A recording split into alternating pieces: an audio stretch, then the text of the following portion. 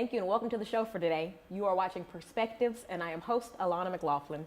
This morning on the show I have recording artist Brian Brown here discussing his background, his education, his early adolescent experiences, and ultimately the impact that he seeks to leave on Nashville through his music. Brian, I just want to thank you for joining me this morning. Thank you for having me. And thank you for just the opportunity to pick your brain a little bit. No, thank you so much for the opportunity, especially, to be from here and to get this chance to showcase what we are capable of more than what they think that we are. It's always a blessing and opportunity. So thank you so much more than anything, for sure. In this first segment, I want to talk baby Brian years.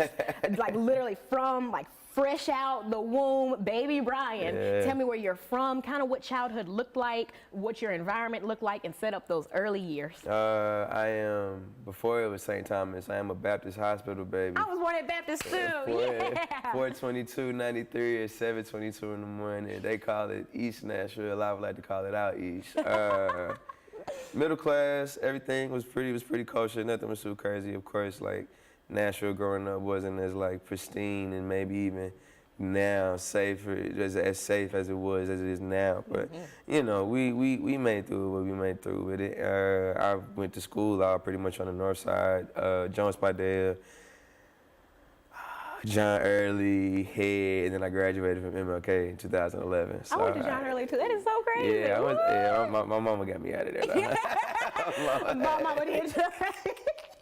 But I want to talk about your MLK experience. Kind of tell me what high school Brian looked like, what he was into, whether it was like music, athletics. Set up MLK Brian for me. MLK Brian was such a dweeb. Like, he was cool with everybody, but I think with every teenager, you're just trying to like figure out exactly what it is that you do like. So there's a part of me that was like, I had dreams of actually being a broadcaster for ESPN, so it was some moments where me and friends were making NFL mock drafts in social studies class, but also I knew I wanted to do music. I was telling everybody, like, before Kanye kind of went off the deep end, I was like, I'm dropping out my freshman year and I'm gonna do the whole shebang, and everybody was like, whatever. And then when I wound up doing it, and now here we are, for me to be talking on that about it, it's like, oh, you actually stuck to it. I was like, he did it. I told you. That was my word. That was my bond. But to go back to MLK though, it's just such a unique experience because that amount of just culture, ethnicity, and just people from all over the world, you just unfortunately don't get that in all of our schools. And I wish that was more of a thing that we kind of driven and made more, I guess, like a parent, because Nashville is such a very like diverse place. And I got lucky enough to where I guess my grades and my test scores were good enough. My mom was like, "This is where you going, my dog?" And I hated it at first. Because the workload was crazy. Yeah, workload was super crazy for some 15 to 18-year-olds. But ultimately, when I look back at it, it's probably one of the best things that ever happened to me. And how did your MLK experience kind of inspire you to go to WKU? Actually, scratch that. Don't even answer that yet. I want to talk early music inspirations. You kind of touched on it with Kanye. But tell me, in that high school, that middle and high school era, who you were listening to. So I got to start with my mom. We grew up in church, and she was actually an alto at the now defunct Greater Grace Temple Community Church. It used to be on County Hospital Road and a couple other locations. And she was able to like use that and kind of find her way into some even background singing opportunities for people like Michael McDonald, Winona Judd, and Vince Gill. And so you take that. My aunt taught herself how to play piano when she was like 5, whatever they was listening to, which my aunt went to TSU from 97 to 2001. So that's early Hot Boys, Outkast, Jay-Z, Missy Elliott. My mom's a big Prince fan. And who's another one she likes? Janet's her girl. Yes. And then my dad, he's from Chattanooga, but he moved here in the mid to late 80s, graduated from Overton in 90. He is a DMX, Ice Cube, Tupac guy. So you just combine all of those, and then you get to MLK, and you got all the friends putting you on the like alternative and punk and stuff that we just ain't never necessarily always had hip to. And you just kind of get this one big melting pot of just a lot, man, a whole lot of stuff. Yeah. I have to ask that because just a few days ago, like a week ago, you had posted Steely Dan lyrics. Oh, I love Steely Dan. I was actually literally, so funny enough, I was just hosting a karaoke night at Hubba Hubba, which every Tuesday night from 10 p.m. to 2 a.m. for all my night owls. I'm about to be over there a little bit more. And I actually like sung Reeling in the Years. And I know that's what you posted. I was like, who knows really? And then also, you just said your mom was doing background for Michael McDonald. I just bought my mom Doobie Brother ticket. Did she? Oh, yeah, did you? because we love the Doobie Brothers. And I'm Yeah. like, where did this taste come from? In our second segment, we're picking right back up on how you've kind of used these tastes and this experience to kind of shape your uniqueness and your artistry. And I encourage our viewers to tune into the second segment of Perspectives, where Brian and I will return to discuss his artistry, his background, some of the pivotal experiences that he has had, and ultimately the impact that he seeks to leave through his work. Second segment of the show for today. For viewers just tuning in, I am host Alana McLaughlin. You are watching Perspectives. This morning on the show, I have recording artist Brian Brown here discussing his background, his work, his artistry, and ultimately the impact that he seeks to leave on Nashville through his work. In our first segment, we set up Brian's early life. We set up his high school experiences at Martin Luther King Jr. High School here in Nashville, Tennessee. And we left off talking about some of the early music inspirations that he had. We talked about the impact of his parents' music preferences and music tastes on his style. And we're coming right back in. We're talking just about high school, Brian. We left off, oh my God, at like alternative music, Steely Dan, DMX, just this melting pot. And I want to talk about what life looked like post high school. Yeah. You've had all these experiences, your taste is growing, your mind is expanding, and you end up at Western Kentucky University. I did. Tell me what inspired you to go to WKU and what inspired you to leave WKU. What inspired me to go to Western Kentucky was the fact that it was probably the only school I got into. Real? I can't lie about it. Like as beautiful as MLK was, it was a rigor. And then honestly, like I mentioned to you before we started, I was so set on that I'm going to school for a year and dropping out doing this rap thing that I kind of just stopped like giving a crap. Like during my junior and senior year, senioritis was a real thing. And so my parents wanted me to go, at least they were like adamant about it, at least just going to school. So I was like, okay, you know what, let me give it a shot. Went to Western Kentucky for broadcasting.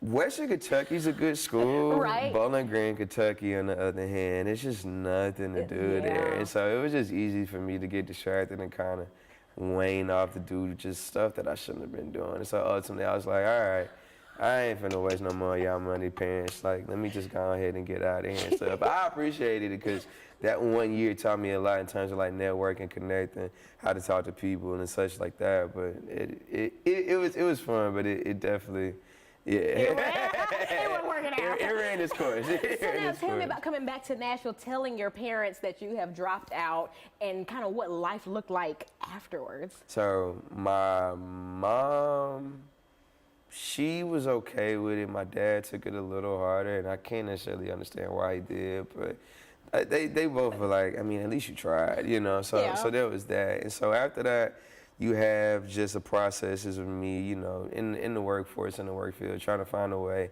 I understand that, like, okay, I'm dropped out. I have to pursue this dream of mine that I said that I would stick to. But at that point in time, this is 2012, 2013, it was still kind of hard for me to, you know, I guess just stick to it because all my friends were still in school.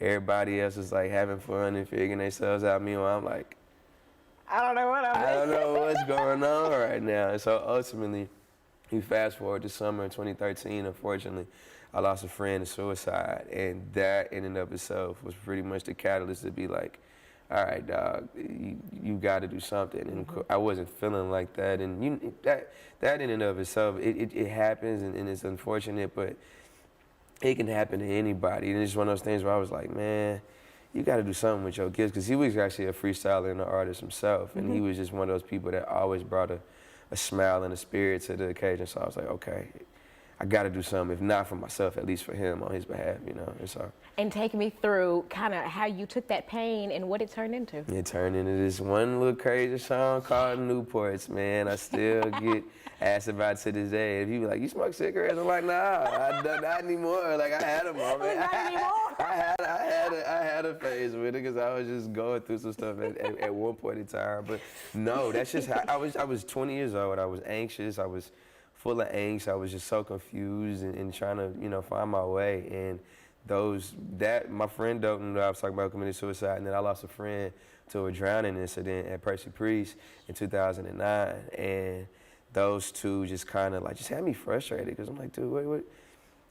This young, experiencing this stuff, and of course that everybody has their own struggles and their challenges, so I'm not the only one who dealt with that. But at that point in life, I'm like, yo, this ain't fair, this ain't right. But life isn't fair to everyone, that's why it's fair for everybody. And I just decided to kind of use my friends as a motivation and let somebody know that somebody understands you.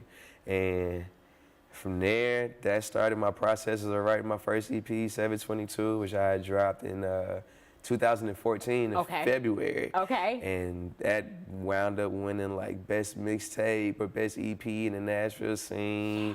I wound up opening for, was it Tech 9? I think I wound up opening for Tech 9 that year, such like that, in Marathon Music Works. I opened up for him twice, actually. Ooh. Yeah, that was crazy work, so yeah. And take me through kind of the mental health associated with these experiences. I want to talk about, aside from music, how you healed from those losses. Probably not. Yeah. I can't sit here and act like I have, just because you're so young and you're so innocent. And of course, you know that we aren't here forever. We all have our day and our time to go. You hate to see people that,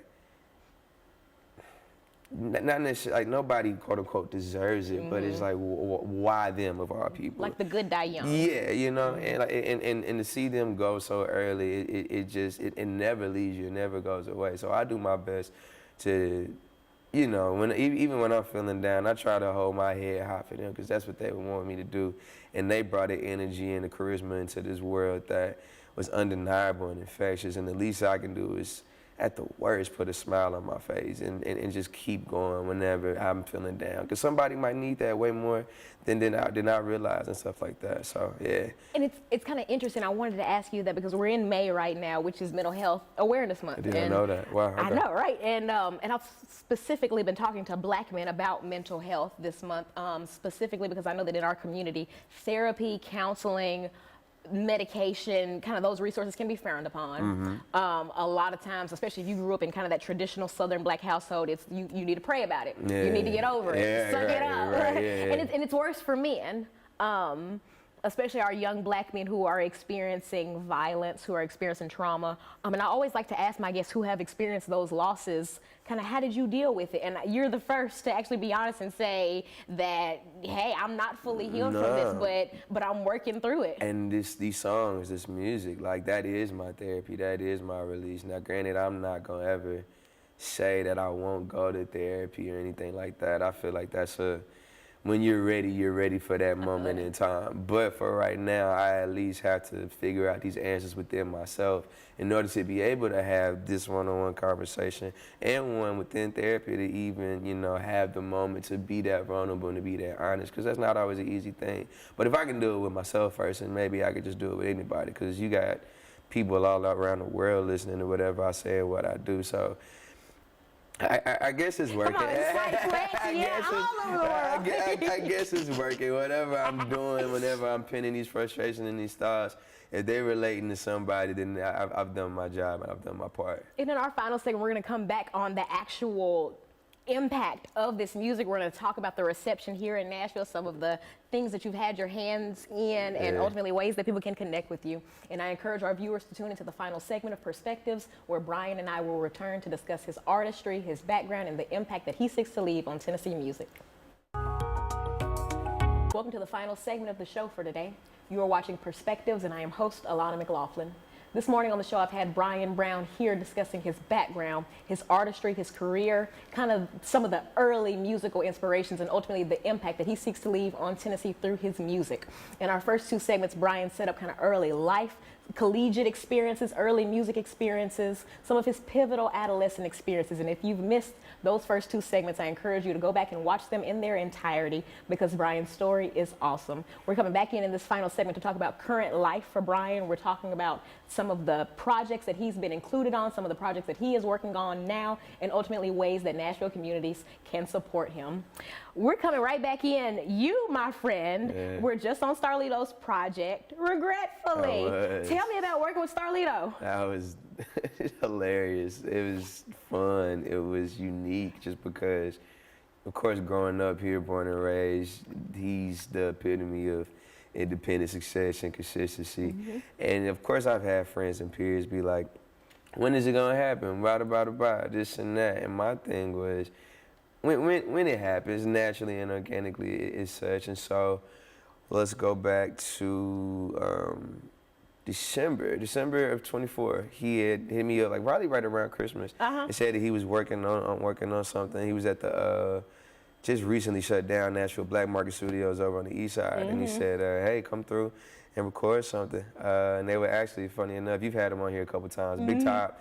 They were listening to his Blending Music Volume 1. They were working on that while Lito was working on that tape. And I wrote it one night. I did it in one take. And I didn't even know that album was dropping. Like, I did that in December. All of a sudden, by March, he was like, okay, Regretfully's on the way. I'm like, Now, tell me about From East Nashville with Love. Yeah. That's one of my favorites. That and I Cry Sometimes. I Cry Sometimes is so good. It's so good. But tell me about just the song, about being featured on there.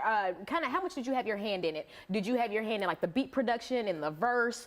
Tell me about how a song is made. So in this scenario, for this session, he had about 2 or 3 folders from this guy. I want to say he's from Portland, Oregon. I could be wrong about that, but his name is Safra. He produced the entire project. And so pretty much I get there, Lito's like, hey man, pick out like 2 or 3 beats, or just pick out whatever ones you like. And what's funny is, of the beats that I picked out, 3 of them actually wound up landing on the tape. So I kind of want to like give myself a little pat on the back on some like executive producer credit, not necessarily, but we just probably got a keen and familiar ear. But the song with Don Tripp, the Womanizer, and the Robin Ray Nell joint right before mine. Those are the few of the beats that I picked out, plus Style, when they wound up on the tape. So we kept going back to From the East Nashville with Love beat. And Lito was like, man, ain't no point of us kind of keep going back and forth. We already like this one, let's stick to it. And so, like I said, I kind of left the room because they was working on Top's music and piecing that album together. I was sitting there, I wrote it, I did it in one take. Lito did his in like 2 takes. And I know y'all inserted that random ha from Big Top like somewhere. he was there. He was in session, so he came through it and did it, and it's like my funniest part. It's like the funniest thing.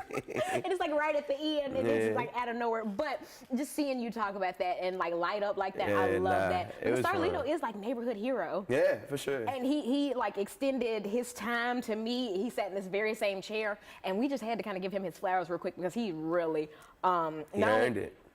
He earned it. He's awesome on his own, but I really appreciate how he, like, just the little guys. Yeah. Like, I'm 22. You're 22? I'm 22. No way. Yes way. So not only did I grow up listening to Lito, and so did, like, my older cousins, I was about a year, not even a year into this show when he came. And I was like, oh my God, thank you for like giving me the spotlight, the opportunity, And with that spotlight, I want to talk about just some of the accolades and just some of the highlights that Brian Brown has achieved on his own.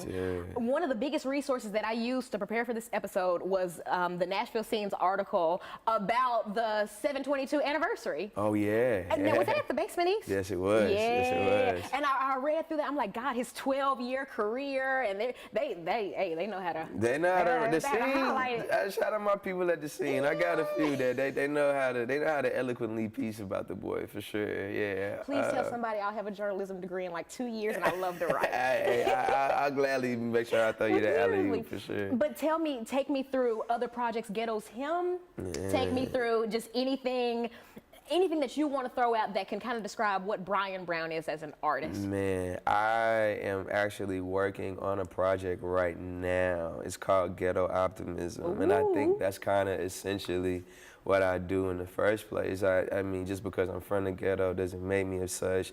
Your environment doesn't make you. You make the environment. And what I like to do within my music and within my world is just try to provide some people with some hope. And whether it be the 722 EP, my 2020 album Journey, my collaborative effort, BB Gon Profit with Carmine, 2 Minute Drill, that EP, all of those things in a nutshell is just kind of what I feel about the landscape and where I'm from. The Right. hustler's mentality, the go-getter, the blue collar, put your head down, work and go for it, but also just try to provide some game and some wisdom in this crazy world where hip-hop now it just seems like we're microwaving artists 24/7. The least I can do is try to bring something that I feel like has some longevity and some wherewithal and some sense about it, Some man. sustenance. Some substance, man. Like Come on. I told you my influences earlier. Outkast, early Kanye, Janet, Prince. These people, Michael. These people.